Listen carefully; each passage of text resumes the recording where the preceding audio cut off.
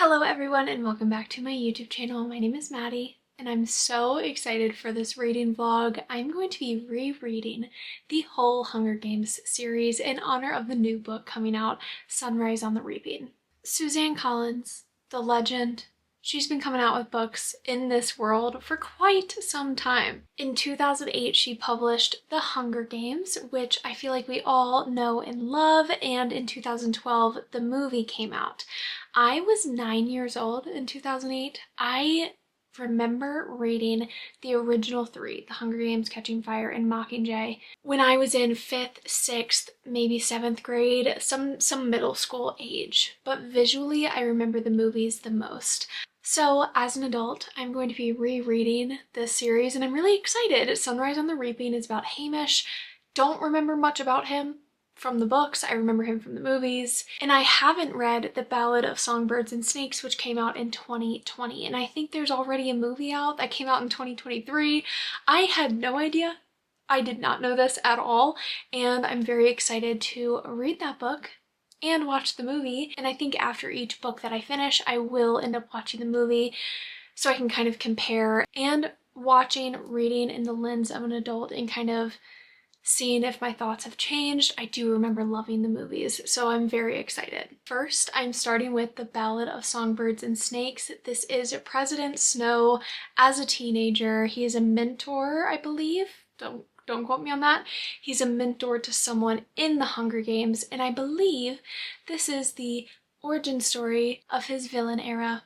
I think. I have no idea. I don't know what this book is about at all. I just know President Snow is the main character, and it's way back when the Hunger Games is like either just starting or a few years in after the rebellion. Like, very excited. There are some terms that I'm not familiar with that I need to kind of refresh my memory, but excited to get into this series again. I just got back from a doctor's appointment and I'm really wanting to watch a movie.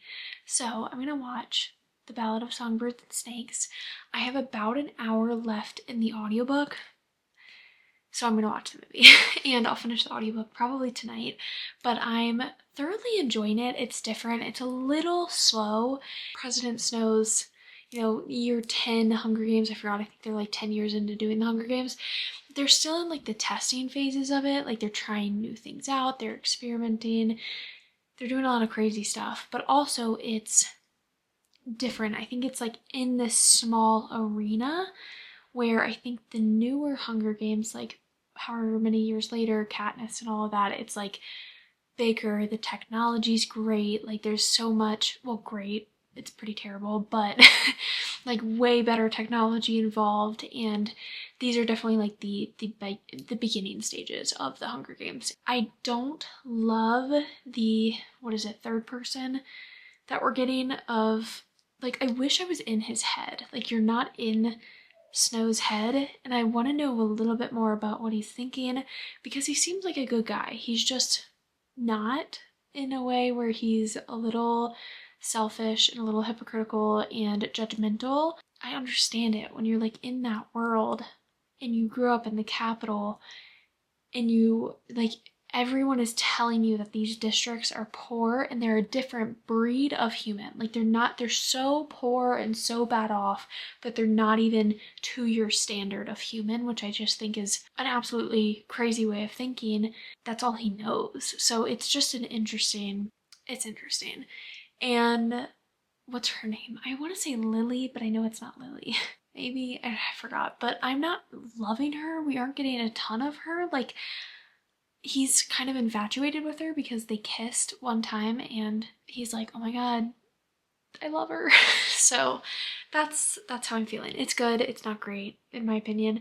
I do want to watch the movie. And Sunrise on the Reaping came out yesterday, so I'm kind of just waiting for the audiobook on Libby, which I got on there so fast. I grabbed that audiobook so quick. I think I'm like second in line, so I should get that in the next few days, and then I'll start the Hunger Games and probably really binge through those because I've read them before. I kind of know what to expect. The Ballad of Songbirds and Snakes and Sunrise on the Reaping, I feel like I need to pay attention a little bit more because I don't know like these characters as well, and I want to get to know their background.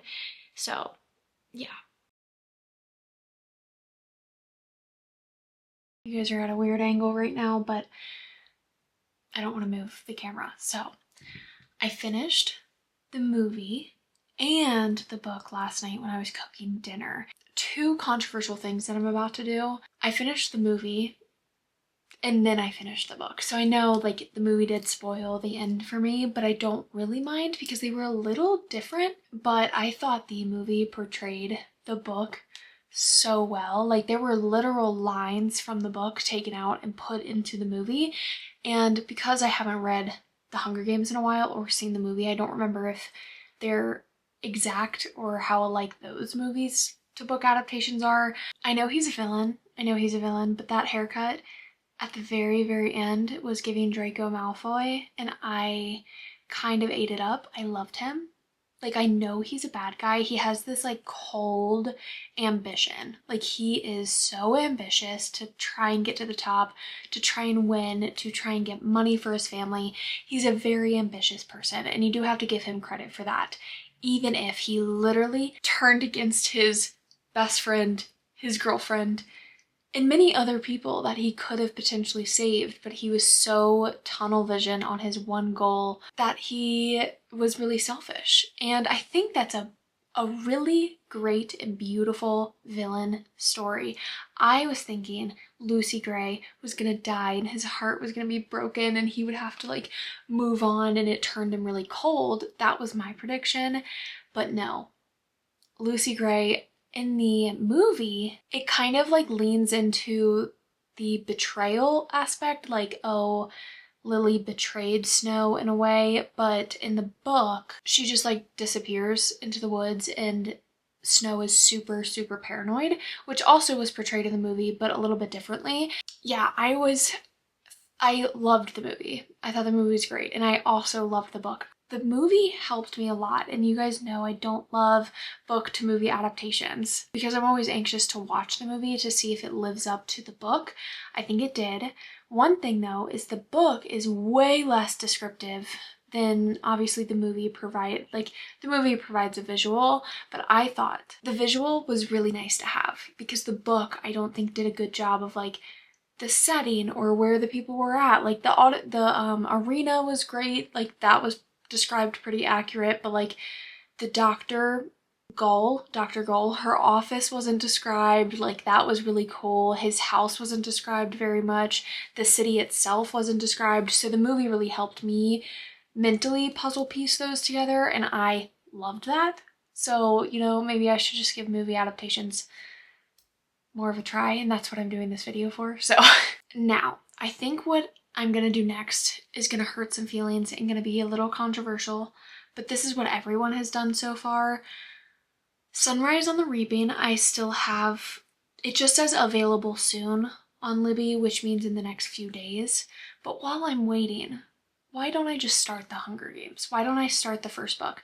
That way I can have in my head all of the characters maybe involved, hey Mitch, and like kind of remember him, because going into Snow's book, I didn't remember anything about Snow. And not that that was a bad thing, but I really had to construct him in my head as like, I kind of liked him throughout the book, and then he becomes a villain. So like, I didn't remember a ton about Snow, and I don't remember a ton about these books in general. So I'm going to read The Hunger Games, then I'll read Sunrise on the Reaping when that becomes available. I know that's way out of order, but I have The Hunger Games available and I own the physical, so I'm going to read that next. I have had the laziest day ever and have binge read The Hunger Games. I'm almost done. I'm on page 291 at chapter 22. It's so good. I forgot how good this book series is. Like, it's just nostalgic. If this book came out now, I don't know how much I would like it, but because it has that nostalgic feel, it's so good. It's so good. Like, I missed Katniss so much. And honestly, I don't remember anything about Mockingjay, the book or the movie.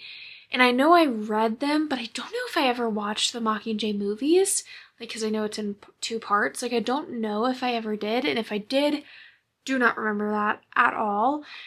I think a lot of the things that are happening in this book are kind of jogging my memory of the rest of the series, so I do those are slowly coming back. Haymitch, I love this man. He's just like Katniss. Like, he's a male version of Katniss, just so stubborn. And I'm really excited to read his book. I'm kind of just in this world right now. I'm not reading anything else, and I just feel immersed. You know, the biggest thing that I've noticed from the Ballad of Songbirds and Snakes in this one, years have passed since President Snow was the 10th Hunger Games mentor. The games are so much more impressive. The technology is up. Like, it's just so, like, the parachutes aren't crashing into people. Like, the drones, you know, they're more advanced, and I like that, how you've slowly seen that progression, the old versus the new.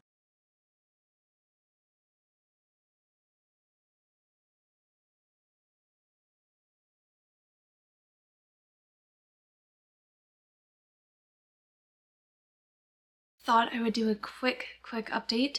I am halfway through Catching Fire. I don't have the prettiest edition of Catching Fire, but it was $7 at my local bookstore, so I'm okay with it. You know, I'm gonna slowly collect the books as I read them.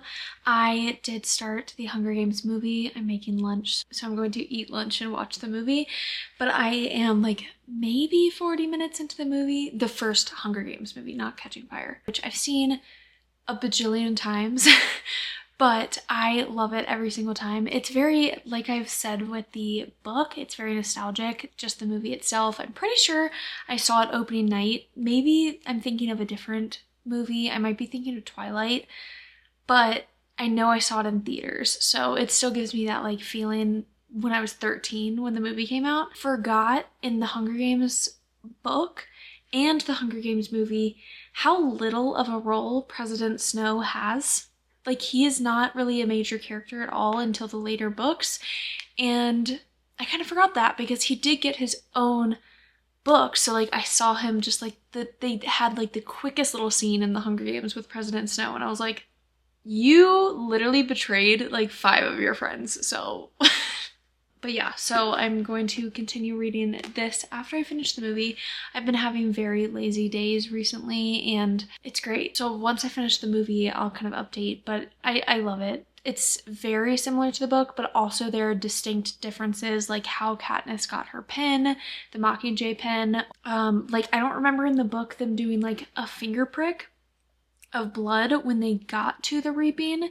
I don't remember that in the book, and I'm pretty sure that didn't happen. Like, they took blood samples, which the movie can do what it wants to do, I guess, but there are like really minor differences. Quick update on Catching Fire. I'm about to go to the grocery store. I'm about 70% of the way through, and I'm probably gonna finish it while I'm running errands. It's so good. I remember this the first time I read it.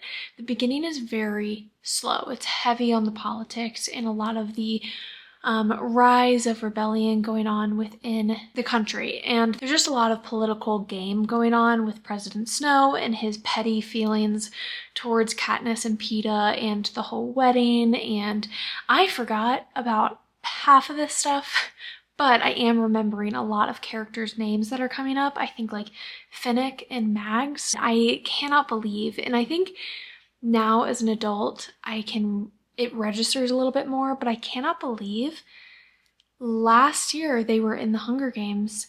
A year goes by and they're doing it again. Like, the PTSD, and I'm actually glad that I read them in this order because I'm getting so much of Haymitch, and like, he was the last winner, the last victor of the Quarter Quell, like the 50th Quarter Quell, I think, so like 25 years ago.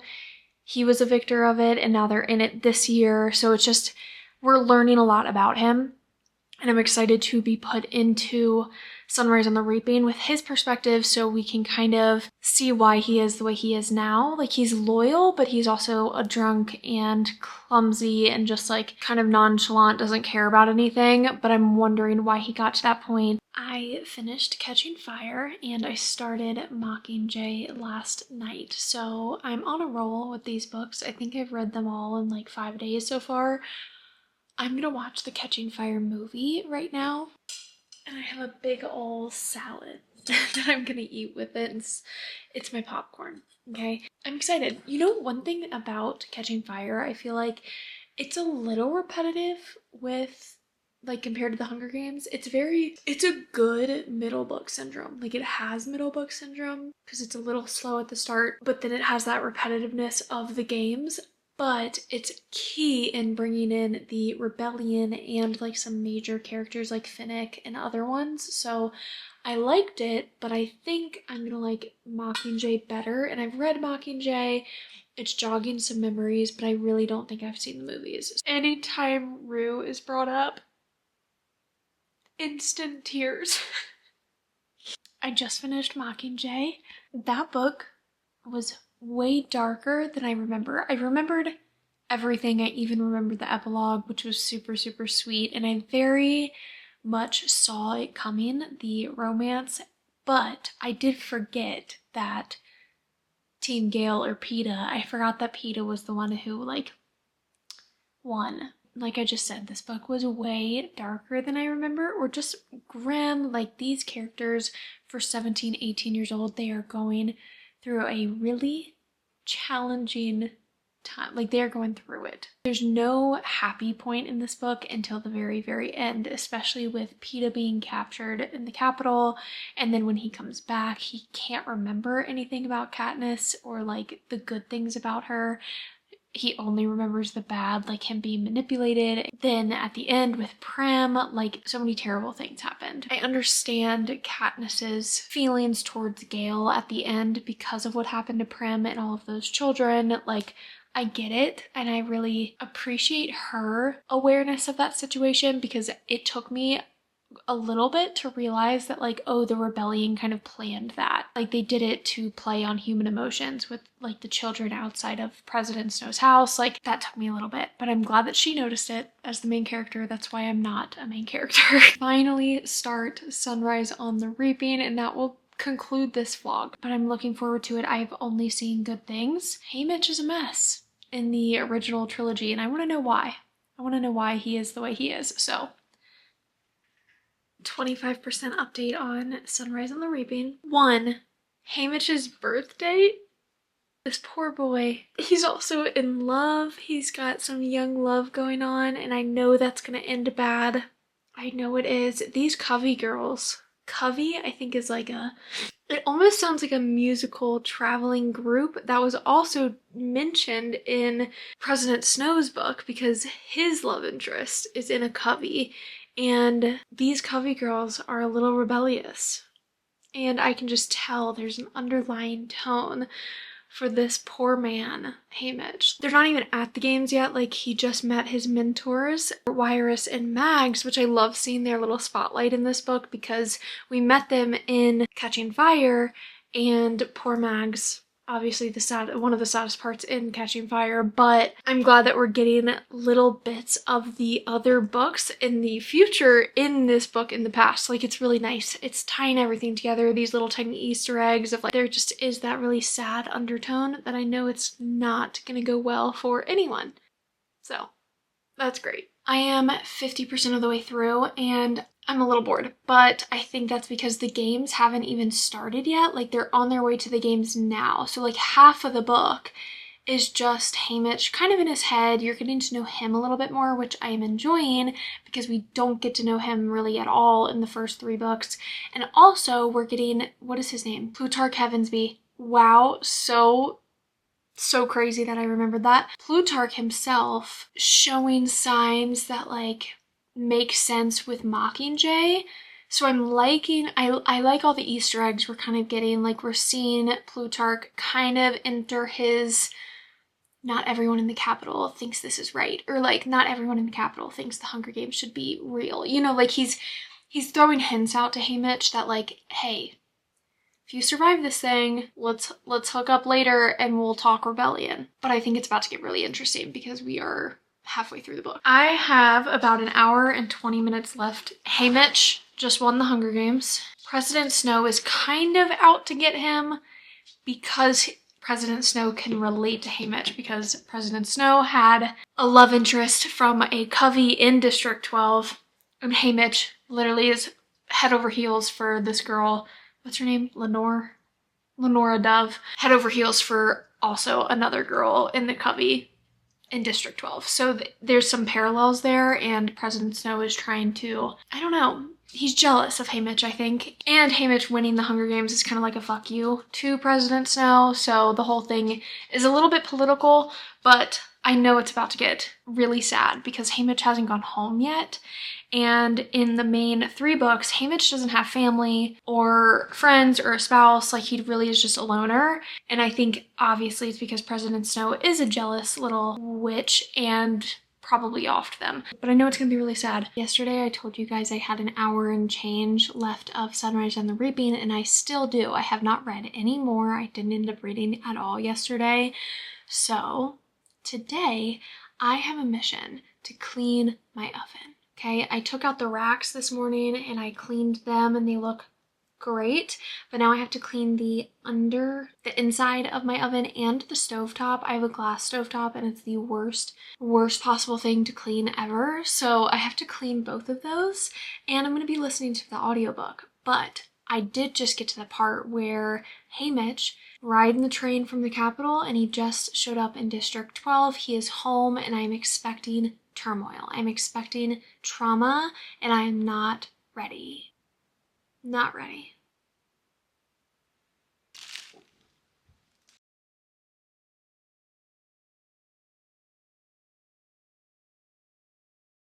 Five minutes left. I have the epilogue left.